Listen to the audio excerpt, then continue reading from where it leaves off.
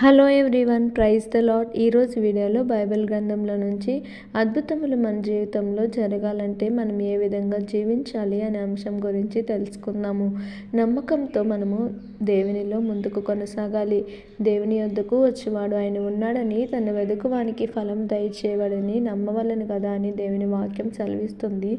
దేవుడు కార్యం చేస్తాడని నమ్మి ఆయనలో మనం నమ్మకంగా ముందుకు కొనసాగాలి.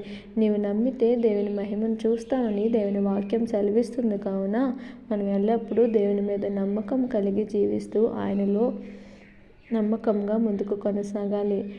రెండవదిగా చూసినట్లయితే దేవునిపై ఆధారపడి జీవించాలి. పూర్ణ హృదయంతో యెహోవా యందు నమ్మిక ఉంచమని దేవుని వాక్యం సెలవిస్తుంది. కావున పూర్ణ హృదయంతో మనం ఎల్లప్పుడూ ఆయన మీద ఆధారపడి జీవించినప్పుడు దేవుడు తప్పకుండా అద్భుతం చేస్తారు.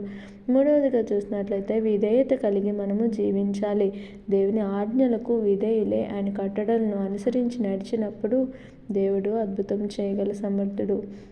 నాలుగవదిగా చూసినట్లయితే ప్రార్థన జీవితం మనం కలిగి ఉండాలి. నాకు మొరపెట్టుము, నేను నీకు ఉత్తరం ఇస్తానని దేవుని వాక్యం సెలవిస్తుంది. మనము దేవునికి ప్రతి విషయంలో మొరపెట్టుకున్నప్పుడు ఆయన తగిన సమయంలో సహాయం చేస్తారు. అద్భుతముల కొరకు మనం ఎల్లప్పుడూ ఓపికతో ఎదురు చూడాలి. దేవుని కొరకు సహనంతో కనిపెట్టుకోవాలి. ఆయన కొరకు ఎదురు చూసినప్పుడు మనకు దేవుడు నూతన బలము అనుగ్రహిస్తారు.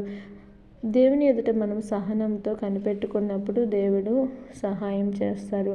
మనం ఎల్లప్పుడూ నమ్మకంతో దేవునిపై ఆధారపడుతూ పూర్ణ హృదయంతో ఆయన యందు నమ్మకం ఉంచి దేవుని ఎదుట విధేయత చూపుతూ ప్రార్థన జీవితం కలిగి దేవుని ఎదుట కనిపెట్టుకున్నప్పుడు దేవుడు తప్పకుండా తగిన సమయంలో సహాయం చేస్తారు.